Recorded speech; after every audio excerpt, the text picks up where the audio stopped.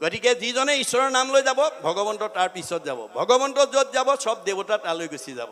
গতিকে সেইজনক দৰ্শন কৰিলে তীৰ্থও পবিত্ৰ হৈ যায়। আপুনি বাটেদি ভকতজন গৈ আছে, আইগৰাকী গৈ আছে, ভকত মানে কলিৰ ভকত বোলে কাণত চেলেং গামোচা ল'লেই নহ'ব। হৰি নাম ঘোষি কলি যুগত নিশ্চয়ে হুইবে লোক ভকত। কলিত মানুহৰ জন্ম পায়, যাৰ মুখত ভগৱন্তৰ হাজাৰটা নামৰ পৰা এটা নাম ওলাব সেইজন ভকত। তেওঁ ডেকা ল'ৰাও হ'ব পাৰে, গাভৰু ছোৱালীও হ'ব পাৰে, বোৱাৰীও হ'ব পাৰে, শাহুও হ'ব পাৰে, পিতৃও হ'ব পাৰে, মাতৃও হ'ব পাৰে। গতিকে যাৰ মুখত কৃষ্ণ নাম থাকিব সেইজন ভকত, আৰু যাৰ মুখত কৃষ্ণ নাম নাথাকিব সেইজন অভকত। গতিকে ভকত তৰিব অভকত মৰিব। কপিল বদতি মাও শুনা দেৱ সুতি, অভকতে কদাচিতো নপাৱে মুকুতি।